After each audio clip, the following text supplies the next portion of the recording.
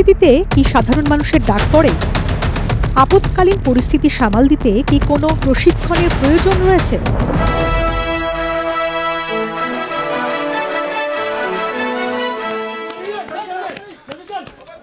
কারা দেয় এই প্রশিক্ষণ? ফিরে যেতে হবে করোনাকালে। Territorial army. করোনা অতিমারির সময় দেশের সাধারণ মানুষকে প্রয়োজনীয় পরিষেবা দিতে এদের প্রয়োজন পড়ে। অপারেশন সিঁদুরের পর চিফ অফ আর্মি স্টাফকে এক নির্দেশিকা পাঠায় কেন্দ্র। টেরিটোরিয়াল আর্মির প্রত্যেক অফিসারকে ডেকে পাঠানোর কথা বলে। টেরিটোরিয়াল আর্মি কারা? টেরিটোরিয়াল আর্মি পুরোদস্তুর আর্মি। জীবনকে বলি প্রদত্ত দেশের জন্য করার যে একটা বাসনা থাকে, সেই বাসনা থেকে যারা আমরা সিভিলিয়ান, তারা অনেক সময় ছোট বয়সে না জানার কারণে বা না এগুলো খবর পাওয়ার কারণে আমরা চাই দেশের হয়ে সেবা করতে এবং দেশকে সার্ভ করবার জন্য আমরা নিজের জীবনটাও দিতে চাই বা উল্টে শত্রুপক্ষের জীবনটা নিতে চাই। কিন্তু আমরা হয়তো দেখলাম সেই মোটিভেশনটা এলো আমাদের 26, 27, 28, 30 বছর বয়সে। এবারে 18 বছর বয়সেও আসতে পারে, কিন্তু 18 বছর বয়স থেকে আসলে তাদের এনডিএ, সিডিএস, অ্যাফক্যাট, ওটিএ, অগ্নিবীর, অগ্নিবায়ু এগুলোতে যাবার চান্সেস থাকছে 18-র আগে পর্যন্ত। 16 থেকে যদি তারা শুরু করে 21-22। কিন্তু যদি আমার আপনার এখন ইচ্ছা করে 42 বছর বয়সে এসে যে আমরা আর্মি জয়েন করব, তাহলে কি আমরা পারবো না? নিশ্চয়ই পারবো। সিভিলিয়ানের জন্য যারা নিজেরা কর্ম করে, বেকার হলে হবে না।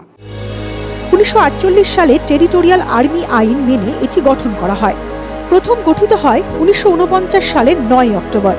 1965 এবং 1971-এর ভারত পাক যুদ্ধ, কার্গিল যুদ্ধে যোগ দিয়েছেন টেরিটোরিয়ালের সদস্যরা।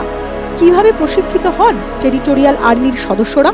টেরিটোরিয়াল আর্মির যথারীতি পরীক্ষা হয়, এসএ রাইটিং, প্রিসি এবং তাদের যে পরীক্ষার প্রস্তুতি, রাইটিংয়ের থেকে শুরু করে এসএসবি ইন্টারভিউ, সেটা সম্পূর্ণভাবেই তাদের একটা মনিটরিংয়ের মধ্যে দিয়ে যেতে হয়, একটা প্রসেসের মধ্যে দিয়ে, একটা মেথডের মধ্যে দিয়ে যেতে হয়।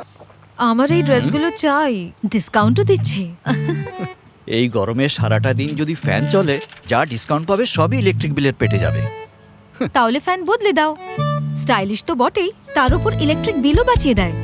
চলো কিছুটা সেভিংস করি, তুমি, আমি আর ভিগার্ড বিএলডিসি ফ্যান্স। আর্মির সদস্যদের নির্দিষ্ট সূচি মেনে প্রতি বছর প্রশিক্ষণ দেওয়া হয়, যাতে প্রয়োজন হলে কাজে নেমে পড়তে পারেন তারা। টেরিটোরিয়াল আর্মিতে যোগ দেওয়ার পর প্রথম বছরে সদস্যদের 30 দিনের প্রশিক্ষণ দেওয়া হয়। তারপর থেকে প্রত্যেক বছর 30 থেকে 60 দিনের প্রশিক্ষণ দেওয়া হয়। সমাজে পরিচিত বিশিষ্ট মানুষদেরও ভারতীয় সেনা টেরিটোরিয়াল আর্মির সদস্যপদ দিয়ে থাকেন। মহেন্দ্র সিং ধোনি ভারতীয় ক্রিকেট দলের প্রাক্তন অধিনায়ক। ধোনিকে 2011 সালে টেরিটোরিয়াল আর্মির লেফটেন্যান্ট কর্নেল সাম্মানিক পদ দেওয়া হয়। তিনি টেরিটোরিয়াল আর্মির প্যারাসুট রেজিমেন্টের 106 নম্বর টিএ ব্যাটালিয়নের সদস্য। কপিল দেব 2008 সালে টেরিটোরিয়াল আর্মির লেফটেন্যান্ট কর্নেল পদ দেওয়া হয় ভারতীয় ক্রিকেট দলের বিশ্বকাপ জয়ী অধিনায়ক কপিল দেবকে। তিনি টেরিটোরিয়াল আর্মির পাঞ্জাব রেজিমেন্টের 150 ইনফ্যান্ট্রি ব্যাটালিয়নের সদস্য। সচিন পাইলট দেশের প্রথম সাংসদ হিসেবে 2008 সালে টেরিটোরিয়াল আর্মির লেফটেন্যান্ট হিসেবে সম্মানিত করা হয় সচিন পাইলটকে।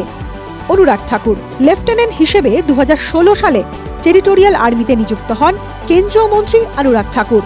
পরবর্তী সময়ে ক্যাপ্টেন পদমর্যাদায় উন্নীত করা হয় তাকে। অভিনব বিন্দ্রা 2011 সালে টেরিটোরিয়াল আর্মির শিখ রেজিমেন্টে লেফটেন্যান্ট কর্নেল হিসেবে যোগ দেন অলিম্পিক্সের সোনাজয়ী অভিনব বিন্দ্রা। এই টেরিটোরিয়াল আর্মি অনেক দুঃসাহসিক কাজ করেছে দেশের জন্য। যে কোনো মুহূর্তে এবারে যখন আপনারা দেখলেন যে ভারত পাক যুদ্ধ সমরে মুখোমুখি প্রত্যাঘাত চলছে, প্রথম কিন্তু স্মরণ করা হলো প্রতিরক্ষা মন্ত্রীর তরফ থেকে এই টেরিটোরিয়াল আর্মিকেই। কলকাতায় টেরিটোরিয়াল আর্মির প্রশিক্ষণ দেওয়া হয় ফোর্ট উইলিয়ামে। এছাড়াও বিভিন্ন বেসরকারি সংস্থায় প্রশিক্ষণ নিয়ে টিএ আর্মিতে যোগ দিতে পারেন সাধারণ মানুষও। যোগ্যতা ও শর্তাবলী: বয়স 18 থেকে 42 বছর, বিভিন্ন শর্ত সাপেক্ষে। নাগরিকত্ব: ভারতীয় নাগরিক হওয়া আবশ্যক। শিক্ষাগত যোগ্যতা: ন্যূনতম স্নাতক। নিয়মিত চাকরি বা ব্যবসা থাকা আবশ্যক। শারীরিক ও মানসিকভাবে সুস্থ হতে হবে। কিভাবে নিয়োগ হয় এই টেরিটোরিয়াল আর্মিতে? লিখিত পরীক্ষা, ইন্টারভিউ, মেডিকেল টেস্ট, ট্রেনিং। নির্বাচনের পর ন্যূনতম সেনা প্রশিক্ষণ দেওয়া হয়।